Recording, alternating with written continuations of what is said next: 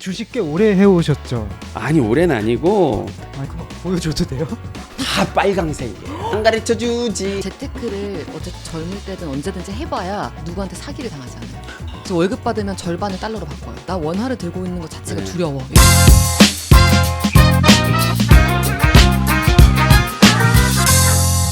자, 오늘도 유익한 문을 활짝 열어봤습니다. 오늘 준비한 주제가 여러분들 지금 뭐 너무 관심 있을 주제인데 오늘의 주제는 바로 돈입니다. 와, 투자. 돈. 예. 아, 새해 들어서 많은 분들이 나 돈을 어떻게 자산을 불려야 될까, 어디에 투자를 해야 될까, 내가 지금 하고 있는 것이 맞는 걸까 굉장히 많이 고민을 할 텐데 오늘 아주 네. 전문가를 모셔가지고 유명하고 바쁘신 분을 저희가 모셔봤습니다. 네, 소개 좀 받아볼까요? 박진영 대표님. 네, 반갑습니다. 와주셔서 감사해요. 아유, 제가 영광입니다. 저는 경제미디어 어피티의 대표 박진영이라고 하고요. JYP입니다. JYP. 박진영 네. 대표님. 근데 어피트는 아니고 어피티? 그쵸? 네, 어피치 아니고 업비트 아니고 네. 어피티. 자주 헷갈리세요. 네. 어피티가 영어로 당당한, 이기적인 이런 뜻이에요. 그래서 돈 앞에서 뭔가 위축돼 있고 나 잘 모르는 것 같아, 막 무서워 이런 분들의 태도를 반전시키자, 당당하게 바꾸자, 이기적으로. 해서 영어인데 많이 안 쓰는 영어예요. 저희가 알기로는 어피티가 국내 경제 뉴스레터 1위라고 듣고 있는데 네. 아니 어떻게 시작을 한 거예요? 저희가 시작은 18년도 7월부터 시작을 했는데요. 이제 뉴스레터는 이메일함으로 정보를 쫙 정리해가지고 신문처럼 보내주는 서비스를 뜻하고요. 경제 뉴스레터를 하겠다고 제가 마음 먹었던 건 아니고 제 또래 20대 여성, 당시 이제 제 20대 여성들을 위한 라이프스타일 매거진을 만들자, 이런 쪽으로 출발을 했는데 저희가 하는 시도들이 이런저런 시도를 해봐도 다 좀 애매한 거예요. 네. 애매하던 와중에 타겟 리서치하면서 인터뷰하면서 어떤 분야가 어렵냐 물어봤더니 다 입을 모아 얘기하는 게 돈. 버는 건 다 벌어요. 맞아요. 네. 1년차, 2년차 월급 들어오고 250, 300 들어오는데 이 돈을 어떻게 관리해야 될지, 투자해야 될지 모르는 상태에서 연차만 쌓인다. 그런 분들이 많아가지고 생각해보니까 저도 그런 거예요. 20대 여성분들도 돈에 대해 굉장히 민감하군요. 그쵸. 근데 그땐 또 18년도여서 코로나 불장이 오기 전이었어요. 주식 투자 많이 안 할 때. 그리고 저희 또래도 그때 알았어야 됐는데 그니까요. 어피티를. 근데 저도 그때 좀 투자를 더 할 걸 그랬는데 항상 다 아쉽거든요. 네, 이제 올해가 들어가지고 잘 살아보고 싶다 이런 마음 가지신 분들 굉장히 많을 거예요. 근데 언제부턴가 잘 살아야겠다. 그럼 잘 사는 게 뭐지? 잘 살려면 뭐가 필요하지? 해서 좀 마음이 아프긴 한데 돈에 대해서 관심을 좀 많이 갖게 되는 것 같아요. 그래서 저 역시도 이제 그걸 좀 늦게 바라보게 됐는데 근데 좀 걱정이 되긴 해. 너무 늦게 공부하는 게 아닐까. 이미 막 그런 코로나도 지났고 불장도 이제 다 끝나고 더 이상 기회가 없는 게 아닐까. 뭐 이런 좀 불안감도 있고 뭐 여러 가지 뭐 그런 마음에서 궁금한 게 참 많습니다. 네. 네, 구독자분들 중에서도 이제 완전히 이제 경제에 알못인 분들도 계실 거고 뭐 꽤나 지식이 있으신 분도 계실 텐데 뭐 어떤 식으로 내용을 정리하시나요? 저희는 처음 시작은 기본적으로 금융 아예 모르는 분들, 금융 경제에 관심을 갖고 싶은데 너무 어렵고 모르겠어 하시는 분들이 이제 이메일 구독 버튼 딱 누르면 찾아오는 컨텐츠가 있으니까 그걸로 그 막연한 부채감을 해소하시라라고 만든 거기 때문에 기본적으로 초년생인 분들 위한 게 많아요. 그러니까 정말 시작하시는 분들. 그리고 아까 말씀을 지금 늦은 게 아닌가 하셨는데 절대 늦은 거 아시죠? 네. 절대 늦은 게 아니에요. 아니 이미 다 오른 거 아닌가요? 뭐가 뭐. 아니에요. 그렇지 아니에요. 않습니다. 그거는 항상 어느 공부를 해야 시점을 됩니다. 봤어도 그쵸. 세상에 그 그래프, 주가 그래프를 보고 어느 시점을 찍었어도 다 지금이 고점이라고 얘기했을 거예요. 그거는 아니고 저희는 이제 뭐 물론 세대로 따지면은 2030이 많이 구독은 하시는데 경제 공부 시작하시는 분들한테 맞춰서 저희가 설계를 하고 크게 저희 컨텐츠는 뉴스 컨텐츠가 절반 정도 되고요. 이 뉴스 컨텐츠를 이해하기 위해서 필요한 지식들 있잖아요. 네. 금리가 뭔지 아니면 뭐 채권이 뭔지 맞아, 이런 어려워. 것들 설명하는 칼럼 컨텐츠. 요렇게 구성을 해서 밸런스를 밥 반찬 이런 느낌으로. 오늘 선 씨한테는 굉장히 중요한 네. 시간일 것 같아요. 돈 좀 벌어야 되거든요. 눈빛이 진짜 간절하세요. 저 이제 좀 먹고 싶은 것도 잘 먹고 네. 배고픈 예술가 이제 안녕. 이제 안녕. 내가 한 달에 버는 돈이 요 정도인데 여기에서 내가 어느 정도를 투자할 수 있을까? 요 작은 돈을 투자해도 되나? 뭐 이렇게 생각하는 친구들이 젊은 친구들이 굉장히 많은 것 같아서 그쵸. 오늘 시간이 특별히 전 또 그쵸. 기대가 되고 네. 기본적으로 투자는 지금 높다라고 판단하고 안 하는 게 아니고 앞으로 우상향할 자산을 선택해서 언제 그치. 팔지를 고민하는 거잖아요. 그렇죠. 사람들이 언제 사지 이것만 고민을 하니까 못 사는 거예요. 지금 너무 높아 보이고 타이밍을 잘 노려야 될 것 같고, 근데 저점에 사는 거는 그냥 거의 불가능한 거라고 보시면 되거든요. 맞아요. 미래에 오를 거라고 생각되는 자산을 사서 제때 파는 거. 그게 기본적으로 투자고, 이거는 해보기 전에는 절대 모르기 때문에. 그렇죠. 한번 해봐야 돼요. 네. 저는 최근에 저도 이제 봤던 쇼츠 중에 20대 때 부동산 구입하셨었잖아요. 자동차 안 사고. 네, 맞아요. 그게 저희 좀 엄청 화제예요. 그래서 저는 20대 때 차를 샀어요. 오. 그 비교됐던 그 다른 분들하고 비슷한 케이스였었는데 네. 그냥 사야 되는 것 같아가지고 샀었거든요. 지금 타지도 않는, 어머니한테 이제 애매한 효도 선물이 됐는 그런 차인데, 그때 이제 투자를 한 번이라도 해보면 내 현금을 주식으로 바꾸는 경험, 맞아. 또는 금융자산을 부동산 자산으로 바꾸는 경험, 이게 세계관을 완전히 바꿔놔요. 그래서 일단 한 주라는 개념도 처음엔 어렵지만 증권사 앱 다운 받아서 한 시작하는 주만 거. 사봐야 돼요. 그게 힘들죠. 그게 힘들어요. 이게 사실은 이제 뭐 20대 젊은 친구들한테 야 주식 너 하니? 하고 물어봤을 때 제가 돈이 어디 있어서 합니까? 이렇게 하는 분들이 꽤 많아요. 네. 근데 저는 이제 어떤 생각을 하냐면 야 너 커피 마실 돈 있잖아. 맞아. 그냥 하루에 5천 원, 만 원이라도 좋으니까 그냥 조금씩 이렇게 모아봐. 맞아요. 한번 해봐. 잃어버리는 돈이면 뭐 커피 먹었다 생각하면 되는 거잖아. 그렇게 시작을 해야 배울 수 있는 거라고 저는 생각을 했거든요. 너무 동감해요. 제가 20대 때 이제 연예인 돼서 돈을 네. 막 벌기 시작했을 때 말씀하신 것처럼 남들 다 차 사고 막 비싼 차 하나씩 바꾸고 이러는 거 보면서 차는 계속 값이 떨어지는 건데 왜 저기다 저렇게 돈을 쓰고 목숨을 걸까? 나는 그래서 아파트를 사야 되겠다. 그래서 저는 28살 때 첫 아파트를 서울 시내에 샀거든요. 그게 저한테 굉장히 큰 자산이 됐었고. 굉장히 잘한 결정이라 생각하지 않으세요? 아우, 그때 그거 안 했으면 아유 지금 저 돈 없습니다. 그렇죠. 그 시작이 되게 중요한 거고, 사실 20대 때는, 지금 생각하면 20대 때 서울에 아파트 산다, 지금은 또 되게 어려운 일이긴 지금은 한데 어렵지만. 지금 또 그렇게 들어갈 수 있는 자산들이 많이 있어요. 맞아요. 주식도 있고 여러 가지 자산들. 그래서 일단은 시작해보는 게 너무 중요하다 생각하고요. 그리고 나는 돈이 없어, 소득이 적어, 또는 자산이 적어, 이런 분들도 말씀하신 것처럼 지금은 커피 한 잔 값으로 투자를 많이 할 수 있거든요. 그렇죠. 소수점 투자라는 것도 있고, 아니면 한 주 단위가 만 원짜리인 것들도 있고, ETF라고 제가 나중에 다 설명드릴게요. 네. ETF라고 해서 국내 주식을 모아놓은 것도 있고 해외 주식을 모아놓은 것도 있고. S&P 500도 있고. 맞아요. 우리가 과자를 따로따로 사는 게 주식을 한 주를 개별 주식을 사는 거라면, 이거를 묶어놓은 종합 선물 세트를 사는 게 ETF 같은 거예요. 네. 그래서 이런 종합 선물 세트 중에 베스트셀러 한 주를 사보는 경험이 전 중요하다고 말씀드리는데, 이게 한 주에 한 만 얼마 해요. 그 종류마다 다르지만 만 원에서 몇만 원 정도 하는데, 이거 하나 사면 수백 개 주식을 투자하는 효과를 낼 수 있거든요. 맞아요. 네. 그런 것들을 한번 경험해보시면 좋겠고, 시작하기 전에 공부하고 투자해야지 하면은 못해요. 그래요? 못해요. 그냥 해야 돼요. 네. 완전 계획 학습형이어가지고. 그게 어떤 것과 비슷하냐면요, 운동을 내가 다 공부해가지고 막 사람 속근육은 이렇게 생겼고 막 해부학 공부해서 운동해야지 라고 생각하는 거랑 비슷하기 때문에 네. 일단 해야 됩니다. 이런 것들을 무서워하지 말고 배워라 하는 이야기로 이제 맞아요. 하나씩 시작하셔가지고 지금은 배워보자. 구독자가 한 저희가 11만 명? 유튜브는 11만 명이고 뉴스레터는 44만, 36만 이렇게 있고. 뉴스레터가 44만. 네네네. 우와. 저희가 8년을 하다 보니까 뉴스레터 중에는 1등이 됐어요. 총 95만 정도 구독자가 있는데, 유튜브는 아직 작아서 이제 키워가고 있는 단계예요. 이렇게 시작은 작게 시작하지만 나중에 이게 무슨 복리예요. 눈덩이처럼 맞아요. 커진다니까. 이렇게 경제 뉴스도 챙겨보면서 이제 보는 눈을 키워야 된다라고 그치. 하셨는데, 그래도 여전히 봐도 무슨 내용인지 모르겠어서 잘 안 보게 되는 게 있잖아요. 이제 경제 뉴스 볼 때 이런 건 꼭 봐야 된다라는 게 있을까요? 저는 두 가지로 나눠서 봤는데요. 하나는 상시 체크해야 되는 거, 네네. 하나는 상세 체크해야 되는 거. 상시와 상세. 네, 상시 체크해야 되는 거는 코스피 지수나 S&P 지수 같이, 아니면 국가 GDP라든지 현재 상태를 보여주는, 말하자면 인바디 내 몸 점수 이런 것처럼 현재 경제 상태를 보여주는 지수들이 있어요. 이런 지수나 경제 지표는 상시로 눈으로 봐야 이게 지금 3,600, 4,600인데 이게 높은 거야? 낮은 거야?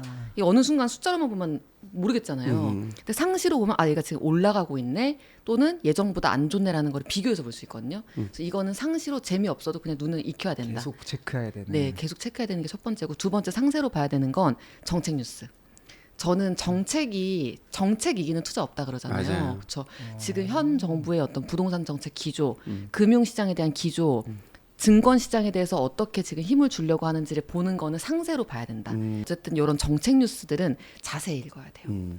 근데 박 대표님은 챗GPT로 되게 유명하시다고 얘기를 들었어요. 제가 챗GPT를 따라한 챗 JYP라는 영상 코너를 만들어서 예를 들면 우리 이제 잘 모르시는 분들이 질문할 때 근데 ETF가 뭐예요? 라든지 아니면 뭐 CMA가 뭐예요? 이런 질문했을 때 최대한 친절하게 할루시네이션 없는 GPT처럼 핵심을 찔렀어.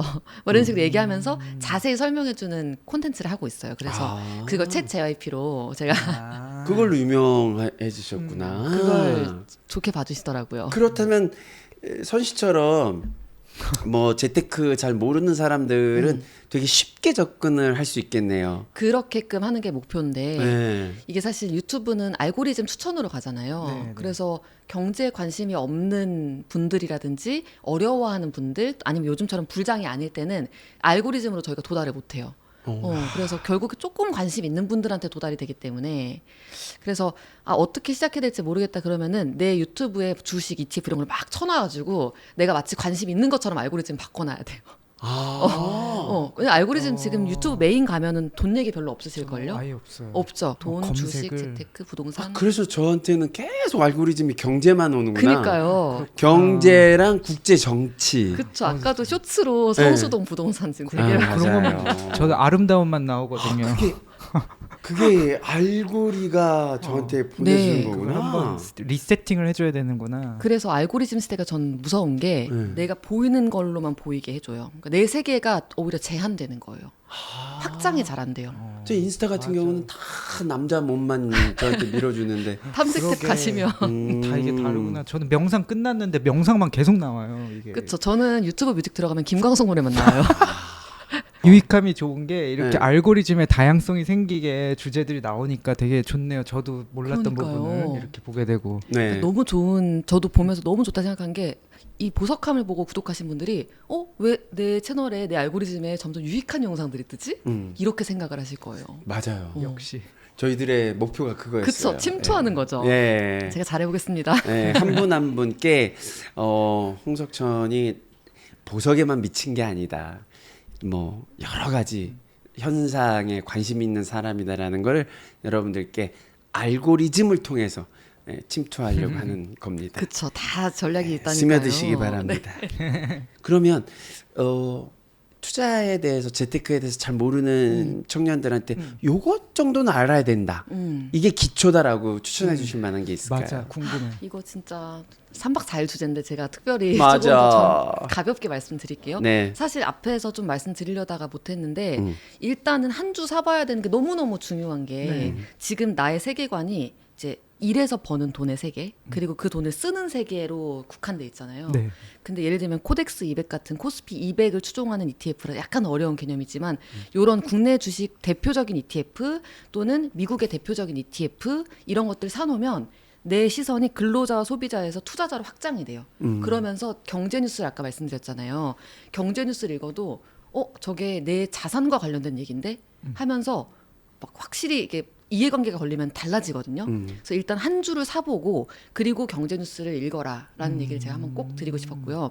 이런 ETF 같은 걸로 투자하기가 조금 애매하다면은 뭐 테슬라 같은 것도 돈 벌 생각으로 산다기보다는 테슬라 같은 주식은 자동차 산업이라든지 뭐 미국 금리라든지 국제 정세라든지 이런 AI라든가 다 엮여 있으니까 얘 하나만 투자해도 경제 뉴스가 줄줄이 그냥 그쵸. 감자처럼 쭉 나오거든요. 감자 줄기처럼. 그런 주식 한 주 투자해 놓으면 공부거리가 진짜 많아요. 그러네. 그런 거는 한 주는 일단 투자하는 거는 그냥 무조건 하셔야 된다. 요즘 주식장이 워낙 좋으니까 좀 그럴 수 있어요. 투자해 놓은 게 예전에는 모르고 투자했을 때는 뭐 어떻게 해야 될지 모르니까 네. 많이 까먹었거든요. 근데 요즘은 버는 법을 가끔씩 알겠더라고요. 그게 돼요? 제 주식 빨리 배워야겠다. 보여드릴까요? 아니, 진짜 궁금하긴 한데. 제 거요? 아니 주식 꽤 오래 해오셨죠? 아니 올해는 아니고 아니, 저도 아닌데 뒤늦게 여러분들한테 이제 정보를 들어가지고 배워 나가는 거죠. 저도 요거만 잠깐 보여드릴게요. 그 막 보여줘도 돼요? 다 빨강색이에요. 이런 거 보여줘도 돼요? 아니요, 요거 빨강색 요거. 진짜 다 빨개요. 플러스 대표님은 21, 플러스 31, 플러스 105, 플러스 52%. 와, 너. 그래서 꼭 해야 되는 것들 다시 한번 말씀드리면 여기 막 한 주 살아 이런 얘기도 했는데요. 그리고 다른 거 못하겠으면 선저축 후 지출 구조를 만들어야 돼요. 어쨌든 그게 소득이 뭔가요? 들어오잖아요. 네. 보통 사람들은 소득이 들어오면 쓰고 남은 돈을 저축했다고 생각해요. 아, 나 돈 덜 썼으니까 100만 원 벌어서 30만 원 남겼으니까 30 저축한 거야. 이거는 선소비 후 저축이 된 거잖아요. 그쵸. 네네. 그게 아니고 거꾸로 월급이나 해야 소득이 되는구나. 들어오면 적금으로 넣거나 아니면 일단 그 증권 계좌로 넣어요. 보내버려. 선저축 및 투자로 돈이 가게끔 하고 남은 돈 내에서 생활하는 거. 아니 근데 그것도 우리 20대들은 뭐가 남아 있어야 그쵸. 그것도 하는 거지. 근데 이게 되면 저축 및 투자로 돈을 내가 얼마를 보내야겠다는 생각을 안 해도 여기 많이 보내고 싶거든요. 이렇게 돈이 쌓이는 게 보이고 불어나는 게 보이면 재밌구나. 재미를 느끼면서 내가 굳이 뭐 월급의 50% 저축하세요, 뭐 70% 저축하세요 이런 얘기를 꼭 안 봐도 나 최대한 많이 모으고 싶은데 이 생각이 들어요. 그러면 생활비는 자연스럽게 줄어요. 그리고 이 안에서 쓰다 보면 100만 원으로 비율 들었지만 뭐 200이라면 한 70 이내에서 한 달 쓰는 거예요. 처음엔 너무 어렵겠죠. 어려운데 돈이 쌓이는 게 보이면 70 더 줄여볼까? 65? 이런 느낌으로. 그 돈 관리는 운동처럼 습관이기 때문에 선저축 후 지출을 무조건 하셔야 된다. 네. 오늘 뭔가 그러니까 위축돼 계신데요? 월급 받는 직업이 아니니까. 네, 프리랜서여서 네, 예술가들은 좀 그러니까 불안불안하니까. 그럴 때는 딱 고정돼 있지 않잖아요. 돈 들어올 때가. 그러니까 내가 생각하는 소득 그 정상 기준일을 한번 잡는 건 좋아요. 보통 그래도 뭐 말일에 들어오나요? 그런 게 조금이라도 네네, 큰 뭐. 돈이 들어오는 날이 있다면 그때 점을 찍고 그걸 기준으로 월별로 이제 돈이 나가게끔 그게 나의 월급일인 거예요. 그리고 월별로 또 들어오는 금액이 출렁출렁 하잖아요. 네네. 그럼 제일 적을 때를 기준으로 잡아요, 보통. 어느 날은 100, 어느 달은 200 이러면 100을 기준으로 돈 관리를 어떻게 해야겠다는 거 짜고 어느 달은 그럼 많이 들어오는 거잖아요. 네네. 많이 들어온 건 다 저축 및 투자로. 이런 식으로 프리랜서 분들은 하세요. 그래서 재테크를 그렇게 작은 돈으로 시작을 했는데 뭐가 재밌어진다. 네. 그러면 이제 쓸데없는 소비도 줄어드는 거죠. 맞아요. 그 돈으로 더 투자를 할 수 있으니까. 그쵸. 근데 요즘에 이제 2030 세대들은 이제 뭔가 좀 정보도 많고 뭐 받는 돈에서 이렇게 하면 된다 하지만 저의 나이인 50대 60대 넘어가는 사람들은 투자 방향을 그렇겠다. 좀 달리 가야 되지 않을까요? 그쵸. 저희 때 망하면 끝나는 거거든요. 그게 너무 중요한 내용이에요. 네. 실제로 교과서에서도 20대, 30대일수록 공격적 투자를 하고 40대, 50대, 60대 갈수록 이제 일을 통해서 돈을 버는 거잖아요, 보통은. 근데 일을 할 수 있는 뭐 체력적인 그런 게 조금씩 좀 달라질 수 있기 때문에 50, 60으로 넘어갈수록 점점 더 안전 자산으로 가야 된다라는 식으로 얘기를 하고요. 그래서 좀 전하고는 자산 배분의 원칙 자체가 바뀌어져 있어요. 근데 저는 그럼에도 아직 나는 시드도 없고 은퇴 이후가 너무 불안하다 하시는 분들은 그렇다고 막 너무 저축만 할 수는 없잖아요. 그렇죠. 노후 대비가 안 되니까 연금 계좌라고 해서 연금 저축 펀드 이런 연금 노후 대비를 위한 계좌 전용 계좌가 있어요. 여기에 최대한 돈 많이 넣으셔가지고 우리나라는 노후를 한 만 55세에서 60세 정도 이 정도로 보거든요. 이때 이후로 은퇴 나이를 요즘 좀 빨라졌어. 더. 빨라졌어요. 실제 많이 평균 은퇴 연령은 49세. 그러니까. 너무 빨라졌어요. 그래서 만 55세 이후로 현금 흐름이 내가 일을 안 해도 최소한은 확보될 수 있게끔 만들어 두는 게 필요해요. 투자를 좀 하셔가지고. 하나하나 이제 공부를 해 나갈 건데 네. 40대 후반 넘어가는 제 나이쯤 되면 불안해요. 어디서 불러주지 않으면 밥을 굶어야 되나 뭐 가진 돈 조금 모아놓은 걸 어디다 투자를 해야 되나. 근데 거기에 이제 자식 새끼들 있으면 이제 애들 시집 가고 장가 간다고 하면 대학 가고 그렇죠. 또 돈도 목돈을 뭐 써야 목돈 써야 되고 뭐 쓸 게 이제 쓸 게 더 많은데 그쵸. 벌 수 있는 찬스는 적어드니까 이거 어떻게 관리해야 되나 정말 정말 고민 많아지거든요. 그래서 필요한 게 방금 말씀드린 연금 계좌인 게요. 그래도 일할 시간이 좀 있잖아요. 그러니까 우리가 아까 45세, 55세, 뭐 60세를 은퇴 연령이라고는 했지만 그 이후에 일 진짜 안 할 거는 아니잖아요. 보통 일을 좀 더 그렇죠. 하시거든요. 소득이 있을 때 소득의 최소 5에서 10%는 내 노후를 위해 던져놔야 돼요. 자식이 있든 아니면 뭐 배우자가 있든 어쨌든 나 하나는 건설해야 될 거 아니에요. 그렇죠. 소득이 있을 때 최대한 그 돈을 나중에 쓸 수 있게끔 보내놓는 계좌가 연금 계좌거든요. 그래서 이게 지금은 나 아파트도 사야 될 것 같고 뭐 이것저것 해야 될 게 많은데 노후 대비를 뭐 해서 뭐해 나중에 또 뭐 이런저런 변명거리들이 많은데 최대한 그래도 노후 대비 쪽으로 돈을 보내놔야 돼요. 그 너무 중요해요. 그리고 심지어 이제 100세 시대, 120세대라고 하는데 네. 노후가 은퇴 후에 시간이 너무 네. 길어진 거예요. 그러니까 더 준비를 그쵸. 철저하게 잘 해놔야 되는 거지. 그쵸. 안 그러면 나중에 병원비도 제대로 네. 준비를 못하는 그쵸. 사람들이 되는 거지. 저는 세 가지가 필요하다고 보는 게 첫 번째는 그래도 내가 꼭 내 몸을 갈지 않아도 일을 해서 돈을 벌 수 있는 능력치를 개발해야 된다. 이거 너무 중요해요. 너무 왜냐면 중요해. 근데 수명이 어려워, 너무 어려워. 어려워요. 두 번째는 뭐 연금 계좌로 물리적으로 돈을 뒤로 보내가지고 해야 된다는 게 있고 세 번째는 이 돈을 재테크를 해야 되는 이유하고도 연결되는데요. 재테크를 어쨌든 젊을 때든 언제든지 해봐야 나중에 나이가 들수록 지금보단 자산이 조금 더 있을 확률이 높잖아요. 그때 누구한테 사기를 당하지 않아요. 맞아. 너무 커요. 너무 중요해. 너무 중요해요. 이 얘기 지금 안 드라마 하다도 많이 그쵸? 나오잖아. 진짜 중요해. 제일 중요해요. 저도 사기 가끔 당하거든요. 아니 근데 그거를 모르면 첫 번째로 약간 내가 위축이 돼 있고요. 그리고 좀 사람을 챙기는 사람이다 보면은 그래도 한번 해주자 뭐 속냄새 치고 그런 마음이 있어. 그런 마음이 있어요. 저도 있거든요.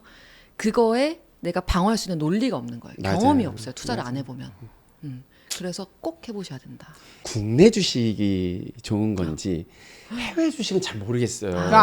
국내냐 해외냐. 국내는 대충 아는 기업들이 있으니까. 그쵸. 근데 해외는 정말 이렇게 뉴스에 맨날 나오는 기업 빼고는 잘 모르겠더라고. 그렇죠. 그리고 뉴스에 맨날 나와도 사실 뭔 얘기하는지 모르겠어요. 그리고 내가 이 정도면 저건 벌써 뭐 전 세계 다 아는 건데. 그렇죠. 뭐 테슬라, 맞아. 네. 애플, 엔비디아 이런 애들. 네. 근데 저는 뭐 아니면 도, 그러니까 이거 아니면 저거 딱 선택하라고 만약에 올해 지금 2026년 1월 지금 시점에 말을 하라면 저는 올해는 국내 주식이 여전히 좋다라고 생각을 해요. 근데 국내 개별 주식의 뭐 자산은 몰빵이라 이게 아니고 말씀드린 것처럼 정책이 밀어주고 코스피가 저평가했다가 제값을 찾아가는 그런 어떤 전에 없던 시기니까 저는 조금 더 좋게 본다라는 건 있지만 이거는 어떤 머릿속의 생각이고요. 실제 제 돈을 투입할 때는 미국 주식이나 그러니까 해외 주식하면 보통 미국 주식이죠. 미국 주식하고 국내 주식을 뭐 꼭 하나를 선택해야 되는 거 아니잖아요. 네. 한국 주식도 누군가에게는 해외 주식인 거고 되게 위험한 편이거든요. 한국 주식은.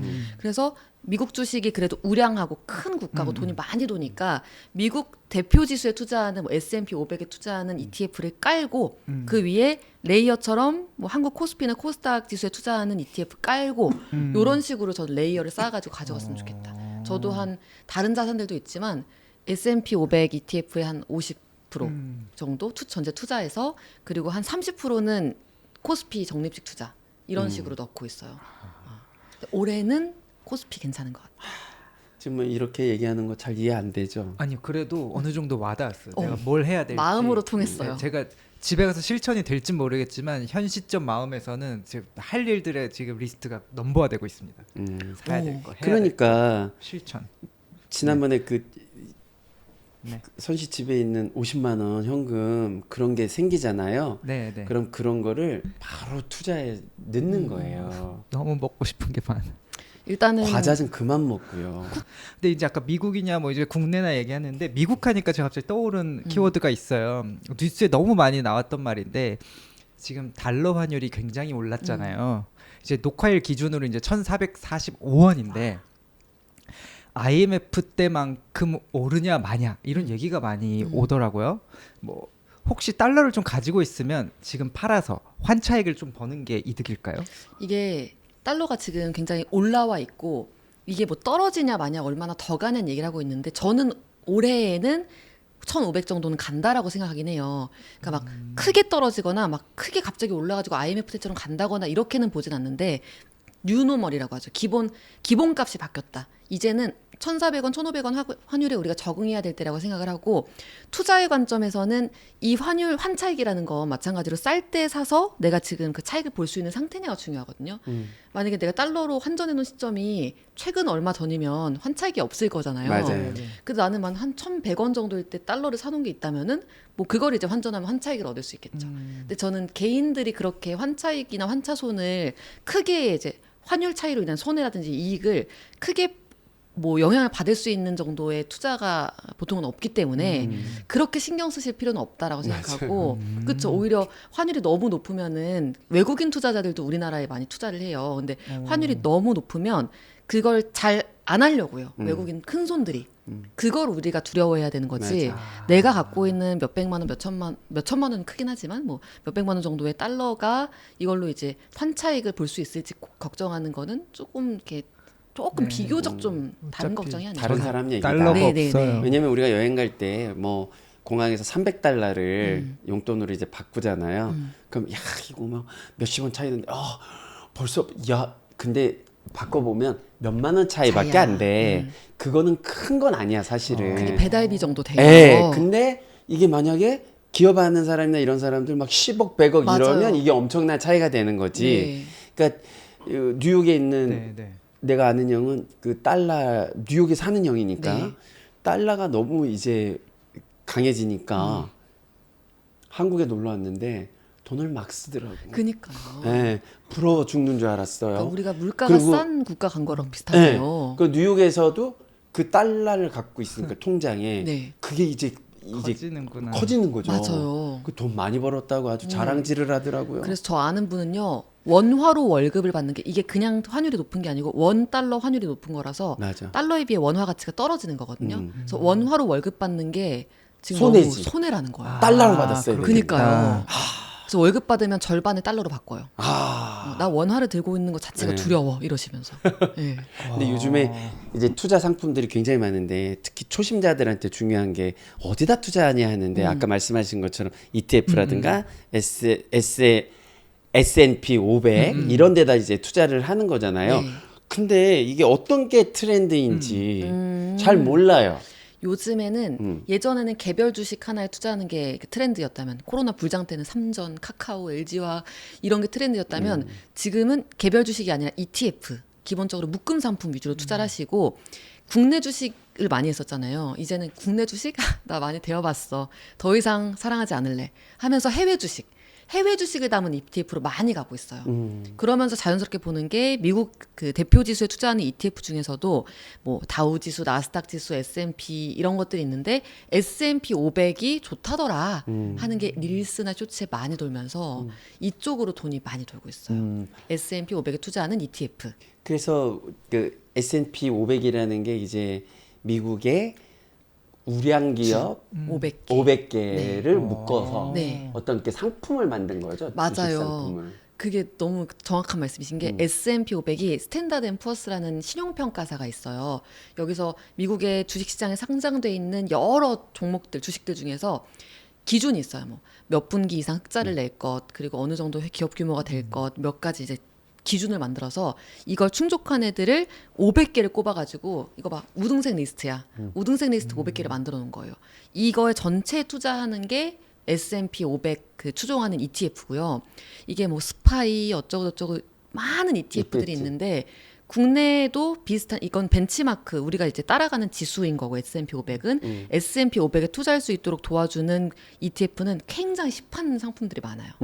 국내 증권사들도 많이 팔고. 증권사나 은행에도 있나요? 그런 게? 그러니까 이런 ETF를 만드는 곳은 자산운용사고요. 아. 그거 말하자면 이제 삼양식품 같은 데가 자산운용사고 이걸 파는 이마트 같은 데가 증권사 같은 건데 증권사나 은행.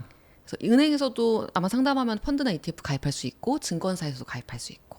그러니까 주식 투자나 이런 것들 아직 모르거나 두렵거나 이러면 그냥 S&P 500에 어느 정도 투자해 놓고 약간 개별 종목에 네, 또 이렇게 조금씩 투자하고 이런 친구들이 꽤 있더라고요. 맞아요. 예. 그게 양념 하듯이. 예, 예. 근데 사실 개별 주식이 뭐가 뜬다라고 말하는 게 조금 그렇긴 하지만 근데 이제 그걸 맞아요. 이제 트렌드를 또 공부하죠. 네, 그래서 맞아요. 뭐 이번엔 AI냐 로봇이냐 뭐 삼성이냐 현대냐 현대의 미래 가치는 어떻게 되느냐 방향을 막 그러니까 공부를 하는 거잖아요. 맞아요. 네. 그래서 내가 잘 아는 기업에 투자하는 게 좀 중요하긴 한데 어쨌든 우리는 지금 주가가 높은 기업에 투자하는 게 아니라 주가가 오를 기업에 투자하는 맞아요. 거잖아요. 지금 삼전이 오늘 촬영일 기준으로 14만 원을 뚫었나? 맞아요. 아무튼 난리가 났어요. 근데 네. 중요한 건 그러니까 내가 사야 돼 이게 아니라 얘 20만 원 갈까? 네. 얘에 대한 판단이거든요.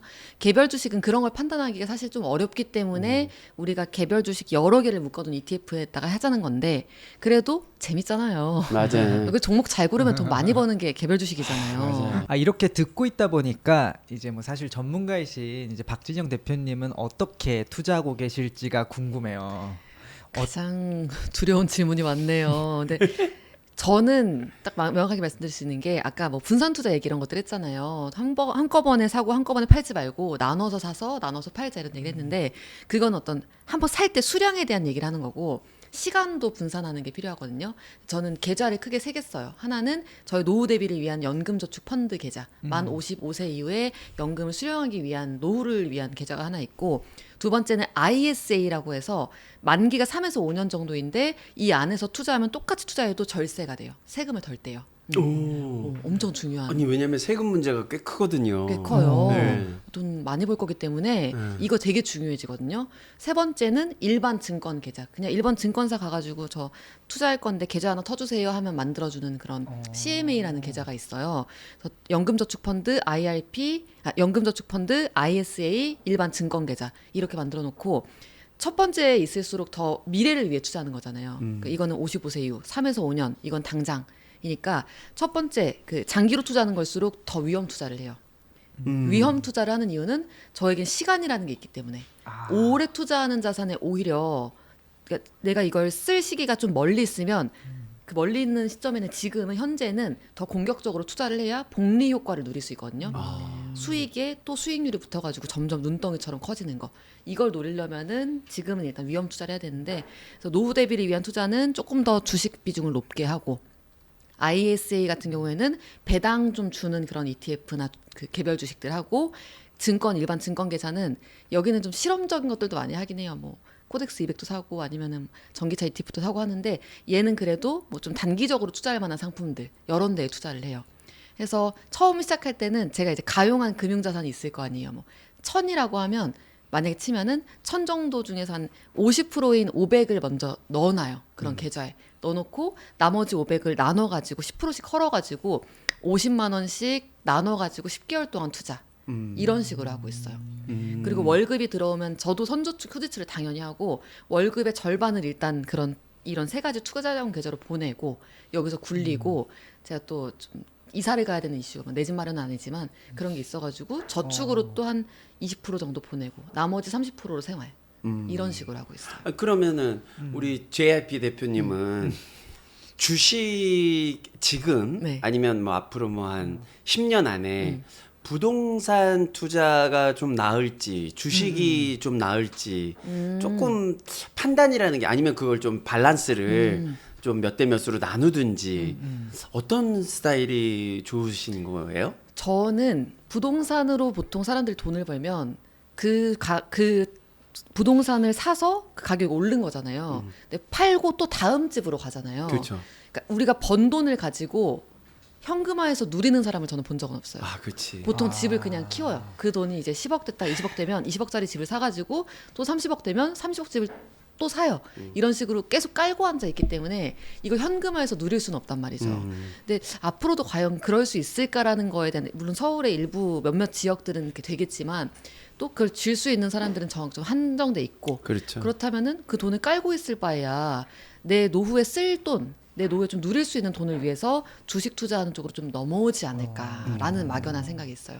되게 다양하게 본인 스타일에 맞게 투자 전략을 짜시는 분들이 있더라고요. 예. 투자하려면 나 자신을 알라 그런 얘기하죠. 맞습니다. 아무튼 지금 뭐 선씨는 이해가 되는지 어쩐지 잘 모르겠는데 좀 도움이 되고 있습니까? 상당히 유익해요. 아 정말요? 정말 유익함. 네, 이제 돈은 저렇게 버는구나. 돈 번 사람들은 저렇게 벌었구나 하고 이렇게 짐작하고 있습니다. 그러니까 관심을 가지면 돈을 벌 수 있는 어떤 정보들이 있기 때문에 그래서 우리는 공부를 해야 됩니다. 사실 지난번에 저희가 크리스마스 특집으로 그 자영업 폐업 100만 시대 퇴직한 김 부장은 무엇을 해야 할까 이 콘텐츠를 한번 만들어봤는데 사실은 그 약간 은퇴하고 요즘에 좀 일찍 뭐 회사를 그만두는 분들이 있으니까 네. 퇴직금을 받았을 때 목돈. 만약 1억 5천을 받았다, 2억을 받았다. 네. 이걸 가지고 뭘 해야 될지 모르잖아요. 부동산이냐, 주식이냐, 아니면 자영업을 창업할 것이냐. 네. 이런 고민을 하시는 분들한테 대표님 입장에서는 포트폴리오를 어떻게 좀 하실 일단 건지. 외제차를 먼저 사. 와우. 아우. 죄송합니다. 정말 그냥 바로 그냥 아니 해외여행 한 달을 하신다는 분들도 계셔서 내가 와. 네, 오케이. 사람들이 목돈이 생기면요 그거를 쓰고 싶어요. 어쩔 줄 몰라요. 왜냐면 그런 돈을 컨트롤 해본 적이 없거든요. 그리고 주변에서도 막 은행에서도 갑자기 여기에 넣어보세요, 저기에 넣어보세요. 다 영업하고 친구들 갑자기 막 이거 너한테 이사 자리 줄 테니까 해보자고 별의별 유혹들이 다 오는데 그래서 재테크를 해보라는 것도 말씀드렸고요. 일단 저는 딱 퇴직금 받았을 때 일단 그 돈을 뭐 하려고 하지 말고 묶어놓으라고 얘기해요. 딱 저희 부모님 세대보다 조금 더 젊은 분들 요즘 많이 은퇴하는데요. 뭐 할지 모르겠다면 그냥 1년짜리 정기예금에 넣어놔 생각할 시간을 벌어. 라고 말씀드리고 물론 그동안의 현금 흐름이 조금 부족할 수는 있지만 그거는 이제 또 별개의 문제니까 어떻게 일할지는 조금 생각을 해보면서 뭐 한 1년치 생활비만 남겨놓고 일단은 묶어놔라라고 말씀을 드려요. 그리고 나서는 뭐 함부로 자영업도 경험치가 있어야 할 수 있는 거잖아요. 그렇죠. 그리고 투자라는 건 투자도 경험치가 있어야 할 수 있는 거지만 직장 생활 다니면서 투자하는 거 그리고 자영업 난이도 비교하면 자영업이 훨씬 높거든요. 훨씬 어렵죠. 내가 가게 하나 있으면 월급 들어올 거라 생각하는 거 너무 오산이고 건강까지 갉아먹어요. 맞습니다. 네. 그러다가 실패하면 재계약이 힘들고. 그래도 그쵸. 멋있잖아요. 뭐가요? 죄송합니다. 멋으로 지금 장사합니까? 큰일 날 소리 하고 있어. 그래서 자영업을 하거나 뭐 투자를 어디다 하거나 이런 선택지를 저는 최대한 미루시는 거. 우리 김 부장 드라마도 있었지만 맞아요. 그 드라마가 퇴직하고 아마 같은 에피소드였나요? 아마 맞아요. 한 회 차이였나? 바로 상가 날려먹는 바로 나오잖아요. 맞아요. 그렇게 실제로 몇 달 안 됐을 때 그런 일을 당해요. 억 맞아요. 단위가 날라가. 너무 신기한 게 내가 목돈이 들어오면 이 세상에 내가 목돈 들어온 걸 아나 봐. 네. 실제로 금융회사들은 바로 타겟팅. 알아요? 은퇴 직전에 사람들부터 구워 삶죠. 그 명단이 또 가질 수 있잖아요. 은퇴자들. 그래요? 그리고 그런 분들이 또 알아서 제 발로 걸어와요. 와, 나 어떻게 해야 돼요? 제발로 걸어와. 잘 왔습니다. 여기 상품 있고요. 그래서 막 홍콩 ELS 사태 이런 많은 투자자분들이 만들어졌던 사태가 은퇴하신 분들, 네. 고령자분들이 많이 당했거든요. 정말 조심해야 되는데. 네, 정말 조심해야 돼서 저는 사실 뭐 이거를 뭐 올웨더 포트폴리오 아니면 뭐 주식 반, 채권 반 포트폴리오 이런 것들 세상에 많이 있지만 은퇴하신 분들은 그냥 최소 반년, 길게 1년 정도는 묶어놨으면 좋겠어요. 그게 솔직히 그래야 이제 실수를 덜 하는 거죠. 네, 네. 그러니까 안 하던 거를 하려면 어차피 위험 요소가 커지는 건데 네.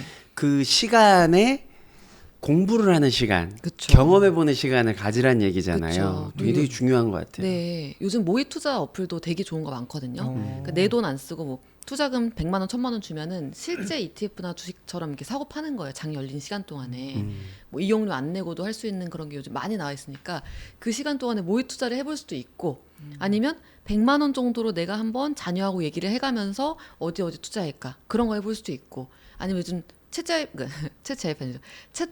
챗GPT도 어른분들도 많이 좋아하시잖아요. 맞아. 내가 지금 100만 원 정도의 시드가 있는데 이걸로 뭐 경험치를 좀 쌓아보려고 해. 어디에 투자하는 게 좋을까 물어보면서 한번 해보고 그런 시간을 만드는 게 최고의 투자인 것 같아요. 맞아요. 저 넘어가서 이제 제가 최근에 넷플릭스 시리즈 중에 캐셔로라는 드라마를 봤어요. 네. 혹시 보셨는지? 네, 이준호 배우님 네, 나오는 네. 그 주인공인 이준호 씨가 이제 초능력을 쓰기 위해서 이제 돈이 필요한 이제 그런 세계관이더라고요. 이제 사실 현실과도 크게 다르지는 않은 것 같아요. 이제 혹시 보셨을 때 어떻게 느끼셨는지 궁금합니다. 보통은 우리가 자본주의 시대에도 돈으로 살 수 없는 것들을 여러 가지를 얘기하면서 도덕이라든지 인간으로서의 어떤 염치라든지 이런 것들 남겨놨는데 그런 것까지도 돈으로 치환한 게 캐셔로라는 드라마구나. 왜냐면 초반의 장면 보면은 내가 이걸 뭔가 누굴 도와주면 돈이 나가버리니까 안 도와주잖아요. 그래서 저는 그래서 저게 현대가 현실로 비교하면 깽값 같은 건가?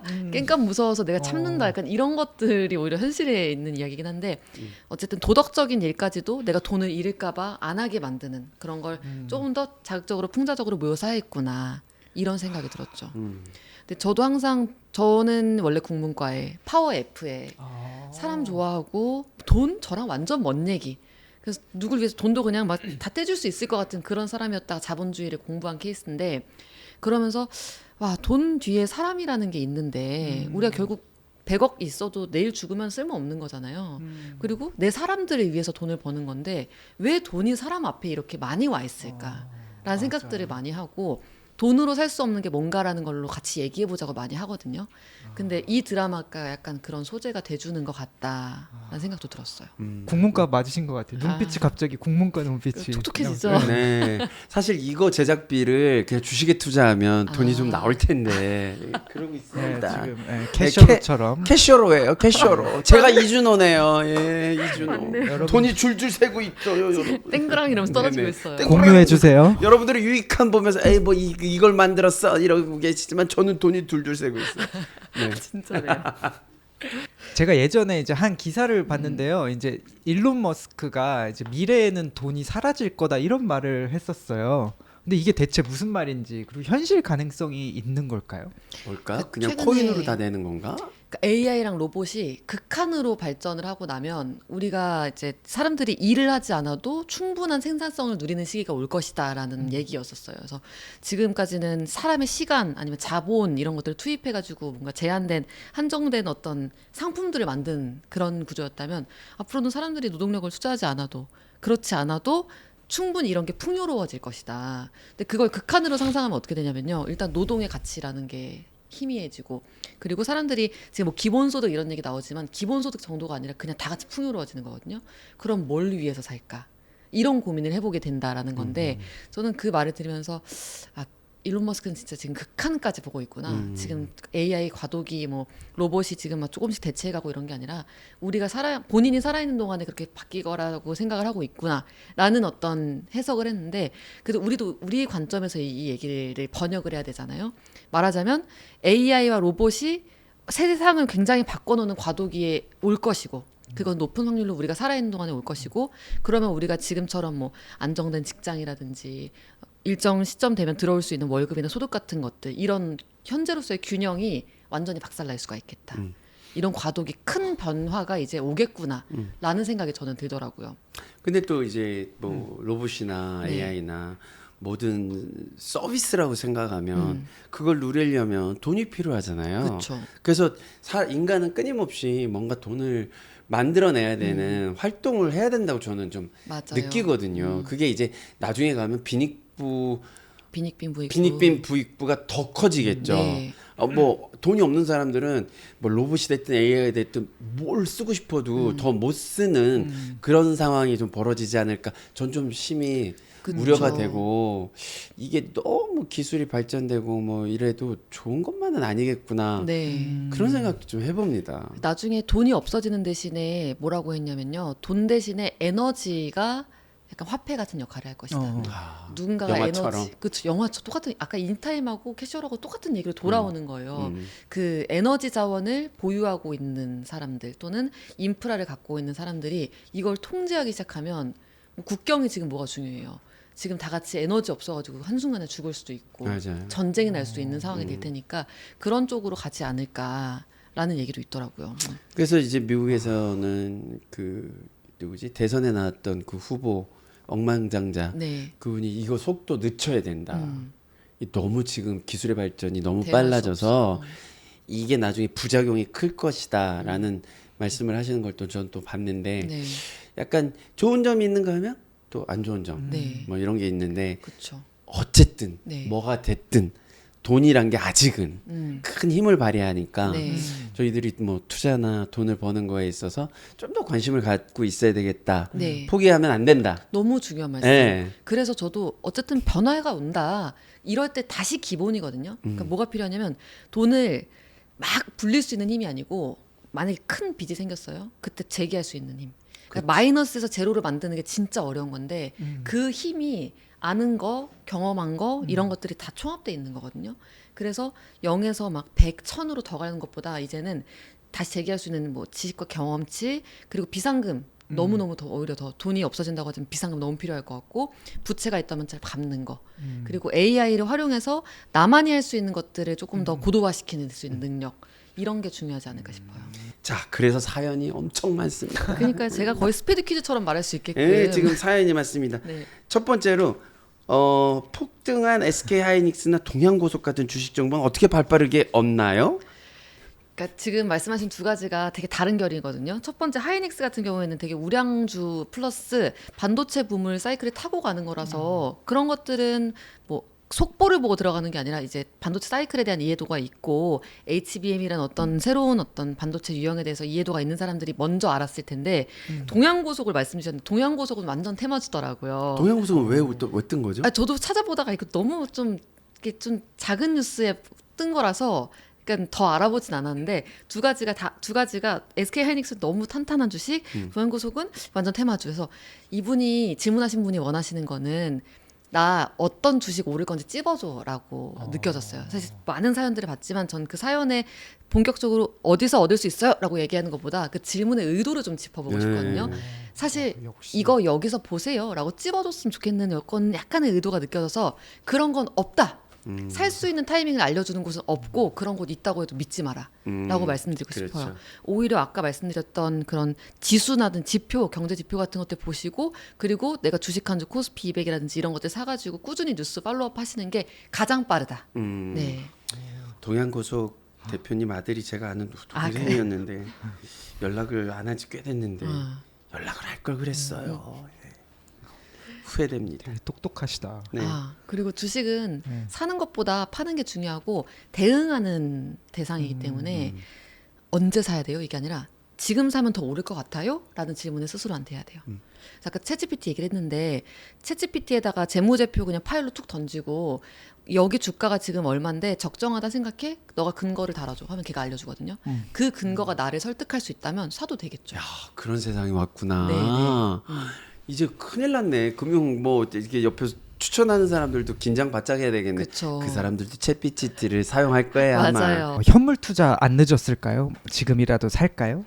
이것도 질문 보고 그러니까 금현물인데 금자가 빠진 것 같긴 해요.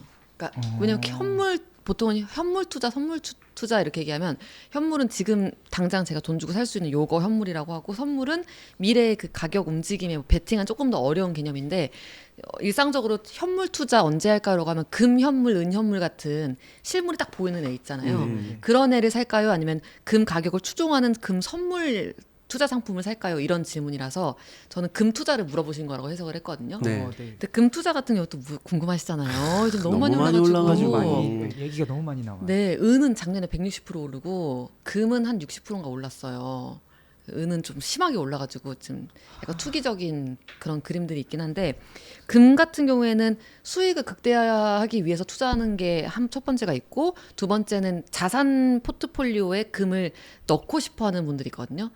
1번을 원하는 거면 수익을 극대화하기 싶어서 이걸 다 사는 거면 타이밍이 중요한데 마찬가지로 금도 지금 사면 무조건 오른다 이런 거 없고 그치. 금이 더 오를 거라고 생각하면 사는 거잖아요. 전 사실 맞아. 금은 장기적으로 오른다고 보는데 금 그래프를 보면 뾰족뾰족 하거든요. 중간 유니콘 뿔처럼. 그게 그 순간에 오를 거긴 한데 사람들이 투기를 하려고 달라들었을 때 이렇게 올랐다가 빠져요. 다시 오르다가 투기를 할 때 빠져요. 작년 말에도 그랬어요. 지금은 조금 내려와 있는데 장기 우상향은 하겠으나 내가 들어갈 때가 또 빠지기 직전일 수도 있잖아요. 그치. 그럴 땐 물릴 수 있으니까 주의하셔야 된다. 자산에 일부러 편입시키고자 한다면 조금씩 사도 돼요. 금도. 금에 투자하는 ETF가 있어요. 현물 안 사도. 맞아요. 현물 사면 또 수수료 들고 보관해야 되잖아요. 근데 금에 투자하는 ETF를 조금씩 사서 내 전체 뭐 100만 원이란 포트폴리오에 한 5% 정도 두는 거? 그런 거는 지금 가격 중요하지 않고 꾸준히 사는 게 중요해요. 그렇죠. 네. 여자친구가 소액으로 코인을 하는데 요즘 자꾸 잃고만 있대서 차라리 주식을 하라고 해야 될까요? 라고 질문하셨는데 이건 어떻습니까? 이 질문도 보고 의도를 읽었어요. 약간 그 안성재 셰프처럼 의도를 읽었는데 질문의 의도가 사실 여자친구 투자하는 게 마음에 안 드는 거예요. 코인을 하든 주식을 하든 옆에서 왜 저럴까? 이랬을 거예요. 이럴 때는 연인 관계에서 돈 얘기를 하는 걸로 전 솔루션을 드리고 싶었거든요. 지금 주식도 얼마나 많아요. 또 코인보다 위험한 주식들도 있고 그쵸. 작년엔 코인보다 금이 더 위험했거든요. 변동성이. 아. 그래서 뭘 하든 마음에 안 드실 텐데 지금 중요한 건 두 분이 대화를 좀 원만한 합의를 보셔야 되는데 커플이나 배우자가 될 관계라면 금융 성향이 맞아야 돼요. 아니면 이해를 하고 좀 인정을 해주든지 여자친구분이 만약에 적극적으로 돈을 불리는 게 약한 것 같으면 그러면 가계돈 관리나 아니면 예산 내에서 쓰게 하는 관리는 너가 해. 내가 불려서 올게. 이런 식으로 하든지 원만한 합의를 좀 보셔야 될 것 같다. 아니면 뭐 네 돈 네가 마음대로 하는데 알아서 해. 네. 난 관여 안 할게. 그쵸. 뭐 이런 생각을 하든지. 저는 서로 쳐다보지 말든지. 좀 이 네. 마음을 알 것 같아요. 이게 여자친구가 코인 보고 이러고 있는 게 싫은 거야. 그 시간을 함께 데이트하고 눈 맞추고 이야기를 해야 되는데 그것도 하루 이틀이죠. 코인 올라가는 거 보면 얼마나 즐거운데요. 아 맞아요. 네. 시간 가는 깨갱. 시간 녹아요. 뭐 그냥. 눈 마주치고 밥 먹는 거야. 맨날 하는 거 아닙니까? 깨갱하네요. 뭐 그게 대단하다고. 잘했으면 잘했다고 엄청 좋아했을 거예요. 어차피 좀 지나면 또 헤어지기도 하고 뭐 바람도 피고 그러는 거.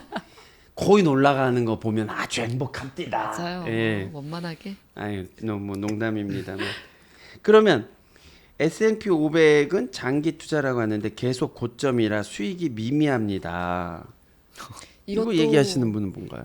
똑같죠. 저도 S&P 500을 지금 들어가면 지금 산 순간부터는 가격이 왔다 갔다 할 테니까 뭐 한 달 정도까지는 이게 진짜 미미해요. 수수료 빼면은 남는 것도 없는데 당연히 그런 것이다. 원래 그렇다. 근데 지금 이분도 의도 사실은 샀는데 왜 안 오르지? 남들 다 오른다고 했는데 라고 했을 가능성이 있기 때문에 주식은 항상 뭐다? 투자는 오를 거라 생각하고 사는 거지. 지금 오르고 있는 거를 산다고 오르는 게 아니다고 단기적으로. 기다리시고 적립식 매수 오를 거라고 전망한다면 적립식 매수를 꾸준히 하셔라라고 말씀드리고 싶어요. 그리고 S&P 500은 저도 같이 가니까 저도 오르길 바래요. 네. 힌트를 주셨네요. 네. 네. 네. 이제 남자친구랑 1년 뒤에 결혼할 예정이라 목돈이 많이 나갈 텐데 저축을 어떻게 해야 할지 고민이에요. 이렇게 돈 쓸 이벤트가 단기적으로 있으면요. 그러니까 1년이면 진짜 금방인 거고 단기라는 게 한 2, 3년 이내로 돈을 확실하게 쓰는 이벤트가 있는 거잖아요. 네. 결혼이 요즘에 어차피 축의금으로 막 다 뭐 한다 이런 얘기 하지만 돈이 확 들어왔다 확 나가거든요. 그리고 뭐 아파트 그 구입할 때도 그렇고 몇 가지 이런 생애 주기적인 큰 돈 들어가는 이벤트들 앞두고는 그거 돈 막 투자하는 거 아니에요. 그때는 저축이 필요한 때예요. 그러니까 저축이라기보다는 돈을 안 잃는 적립 방식을 선택하는 게 필요하고 그래서 만약에 적금하는 게 너무 이 금리가 낮다 하면 현금화가 되게 잘 되는 적금보단 좀 더 쳐주는 그런 투자 상품들도 있거든요. 그런 데들 찾으셔가지고 좀 이자를 받고 근데 저는 이자 받는 거 신경 쓸 바에는 어떤 중요한 건 돈을 안 잃는 거다. 맞아. 돈 잃었다가 결혼 미룰 거 아니잖아요. 그거 아니기 때문에 저축에 더 우선하셨어야 됩니다. 사실 우리 박 대표님하고 이야기를 나눠보니까 굉장히 좀 흥미로운 이야기들이 굉장히 많아서 네. 가장 중요한 거는 이게 우리 선 씨 같은 20, 30대에 아직 투자를 안 해봤고 네. 투자를 두려워하고 어떻게 해야 될지 모르는 사람들이 첫 걸음은 이렇게 했으면 좋겠어. 뭐 요 정도만 있어도 돼. 뭐 100만 원, 뭐 1000만 원, 1억 뭐 이렇게 단계별로 네. 돈 갖고 있는 사람이 다르잖아요. 그러니까 어떤 노하우로 시작을 해야 될지 또 그 차이가 있을까요? 일단 뭐 지금 자산이 얼마가 있냐에 따라서도 다를 수 있다고 하는데 저는 뭐 1억 있던 5천 있던 지금 투자가 시작이라면은 똑같다고 생각해요. 오히려 1억 있는 사람들이 1% 떨어져도 많이 잃는 거기 때문에 투자 경험이나 지식이 똑같이 제로라면은 모두가 똑같은 방법론을 적용해야 된다는 생각이고 어쨌든 지금 시드가 0이라고 한번 해볼게요. 일단 첫 번째는 빚이 있으면은 빚부터 갚아요. 이게 모든 재테크의 1번. 빚은 일단 먼저 갚고 제로로 출발하게끔 두고 그리고 나서 1번 해야 되는 게 비상금 혹시 있으세요? 비상금? 네. 비상금을 월 생활비의 3달치 정도를 만들어요. 이거는 파킹 통장이나 CMA 같은 조금이라도 이자 쳐주는 데다가 따로 두고 진짜 비상시 소득이 끊기거나 줄었을 때 꺼내 쓰는 마지막 쿠션으로 두시고 그 다음에 내 한 연소득 정도의 시드머니를 모아요. 이때는 저축 위주. 근데 투자를 이때 시작을 해야 됨. 제가 아까 말씀드렸던 한 주만 사보세요. 여러 자산을 편견 없이 사보세요 하는 것들은 이때를 뜻해요. 시드를 모아가는 동안에 투자 지식과 경험을 만들어야 된다. 그리고 내 연소득만큼의 금액이 모였다. 그게 5천일 수도 있고 1억일 수도 있겠죠. 이때부터는 포트폴리오 관점으로 투자를 바라봐야 돼요. 그냥 지금까지는 공부하고 체험판 하듯이 약간 그런 느낌으로 그 투자를 했다면 이제부터는 나도 투자 전문가. 내 자산에 주식이 몇 퍼센트가 있고 채권 몇 퍼센트가 있고 주식이 현재로서는 뭐 위험 자산이 7, 안전 자산이 3으로 돼 있는데 지금 위험 자산 수익률이 너무 좋아서 막 8까지 올라왔어. 그러면 이걸 좀 어떻게 조정해야겠다. 이런 판단들도 하고 그걸 전문 용어로는 포트폴리오 리밸런싱이라고 하거든요. 근데 이런 용어를 아는 게 좋은 게 포트폴리오 리밸런싱 이런 거 용어를 알면 좋은 게 검색이라도 해볼 수 있잖아요. 그래서 내 포트폴리오 관점으로 투자를 하고 이거를 단기에 한 번씩 들여다보면서 아까 이제 계좌 보신 것처럼 잘 되고 있네. 너무 잘 된 거 아니야? 이제 팔 때 아닌가라는 점검을 반기에 한 번씩 하는 거. 그런 식으로 해나가면은 지금 자산이 얼마든 간에 한 몇 년만 이렇게 하면 2, 3년? 3년, 5년? 이 정도만 그렇게 하면은 충분히 전 투자 전문가 될 수 있다 생각해요. 이거 막 그렇게 10년, 20년 걸리는 공부 분야 아니거든요. 저도 지금 이 얘기를 하고 있는 게 제가 지금 너무 놀라울 정도로 아무것도 몰랐어요. 진짜 금리, 주식, 채권 뭐 이게 다 뭐야? 뭐 전 곱셈부터 약간 헷갈리거든요, 사실. 그래서 뭘까 하면서 자동차부터 샀던 1인인데 근데도 이렇게 말을 하잖아요. 그렇죠. 몇 년 안 걸렸어요. 2, 3년 정도? 그 정도면 저는 평생을 위해서 해볼 만하지 않을까 싶어요. 어떠셨어요 오늘 저희 함께한 유익함 시간, 박 대표님? 저도 돈 얘기 나누는 것도 너무 좋은데, 그러니까 주식이 어떻게 되고 금리 전망이나 뭐 환율 얘기하는 것도 너무 좋은데, 돈이 사람 얘기하고 되게 가까이 있을 때 그런 돈과 사람에 대한 얘기를 같이 하는 걸 좋아하거든요. 근데 오늘 기본적으로 두 분 너무 따뜻하게 돈 얘기를 해주셔가지고 저도 약간 그 바이브에 굉장히 파워 F의 돈 이야기를 많이 하고 가는 것 같아요. 그리고 초심으로 돌아간 느낌도 있고, 또 말씀 보면서 굉장히 맑은 눈의 소유자시잖아요. 막는 광. 근데 이럴 때 이제 뭔가 내가 모르는 게 뭔지 모르겠고 질문 하나 던지는 게 혹시나 조금, 저는 그랬거든요. 약간 바보 같을까 봐 못 물어봤었는데 돈 얘기는 많이들 그냥 아는 척하고 있는 거지 사실 또 다 모르거든요. 그러니까 너무 걱정할 필요 없어요. 궁금한 거 있으면 물어보시고, 감사해요. 이 질문을 어떻게 바꿔야 될지 모르겠다면 챗GPT한테 내가 이거는 좀 헷갈리는데 어디서부터 질문을 해나가야 될까? 아니면 어떤 책부터 읽어야 될까? 이런 것들 얘기하면서 해나가면 되니까 너무 걱정하지 마시고. 저는 이제 투자 아니면 뭐 포트폴리오, 뭐 주식, 뭐 부동산, 젊은 친구들한테는, 젊은 세대한테는 내가 그걸 어떻게 무슨 돈으로 이렇게 생각하는 친구들이 많을 거 아닙니까?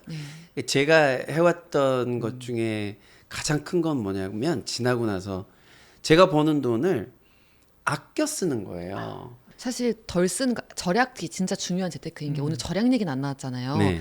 절약이 너무 중요한 게, 투자의 세계에선 확정된 수익이라는 건 없거든요. 맞습니다. 근데 절약은 확정된 수익이에요. 맞습니다. 안 쓰면 그냥 굳은 거니까. 네. 그래서 저희도 돈 얘기를 6년 정도 하다가 어느 순간에는 너무 막 절약 얘기는, 그러니까 돈을 투자하는 것만 얘기한 게 아닌가 싶어가지고, 예산 내에서 돈을 잘 쓰는 것도 중요하지 않나? 오히려 우리가 좀 시간이 있고 건강이 따라줄 때는 한 10만 원이라도 이걸 풍요롭게 누릴 수 있는 방법을 경험적으로 익히는 것도 중요하겠다. 맞습니다. 그런 생각도 해요. 그래서 다음 유익함부터는 카메라 한 대만 두고 애들 다 자르고 카메라 한 대랑 저랑 강연자랑 이렇게 셋이서 해도 될 것 같다. 오손도손 모여가지고 카메라 라는 한 대. 생각을 한번 해봅니다. 자, 이제 나머지는 다 네. 다음 주부터 나오지 말도록 해. 무섭네요. 네. 오늘 네, 항상 클로징이 저희가 길어요. 그만큼 헤어지고 싶지 않아요. 아, 정말요? 그렇지만 뭐 저희가 끝낼 땐 끝내야 하기 때문에 마무리를 저희가 지어볼게요.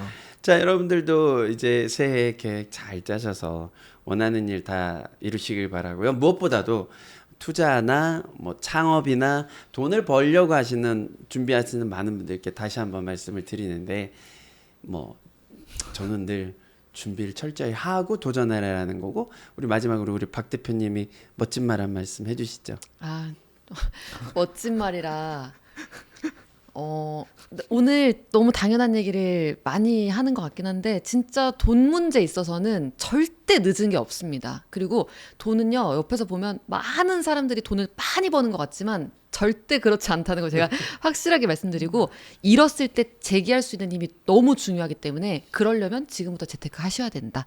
지금 절대 늦은 게 아니다. 하겠지만 하셔야 된다. 라는 얘기를 드리고 싶습니다. 다시 한번 감사드리고요.